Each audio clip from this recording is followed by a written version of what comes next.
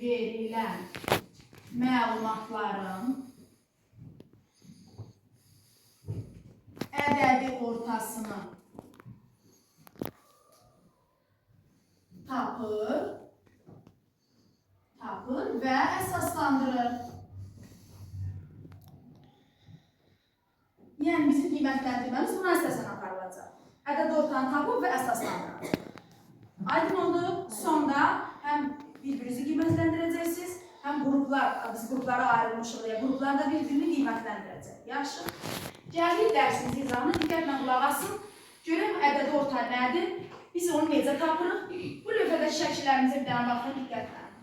Təsəvvür edin ki, bizim hər hansı bir günümüzün, dünən, bugün və yaxud sabahki bir günümüzün müxtəlif saatlarındakı havanın temperaturu. Səhər 21 dərəcə Selsi, günorta 28 dərəcə Selsi, axşam 23 dərəcə Selsi, gecə də 20 dərəcə Selsi. Havanın müxtəlif vaxtlarda temperaturudur.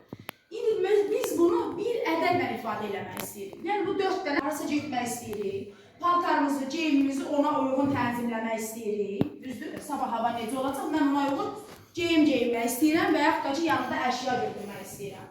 Bəs bunu bir ədəd eləmək üçün biz nə edərik? Bax, bunu ifadə etmək üçün bizim ədədi orta gəlir köməyimizə. Ədədi orta nədir? Biz bu günün müxtəlif saatlarında olan dərəcələri toplayırıq. Neçə vaxtda biz müşahidə aparmışıq? 4 vaxtda elədir. Günün 4 vaxtında biz müşahidə aparmışıq. Bu 4 vaxtda olan dərəcələri toplayırıq 4-ə, yəni sayına. Çünki 4 vaxtda biz müşahidə aparmışıq, elədir. Sayına 4-ə bölsək, orta bir dərəcə tapmış olacaq. Yəni günü bir dərəcə ilə göstərməyəndə biz orta dərəcə tapmış olacaq. Bax, buna deyəcəyik, ədədi orta qaydası da oldu, ədədi ortanın tapılması. Qaydanı göstərək, baxın bir dənə diqqətlə. Ədədi orta bərabərdir. Nəyə? Dedik ki, günün müxtəlif saatlarda olan dərəcələrini toplayırıq. 21 dərəcə Selsi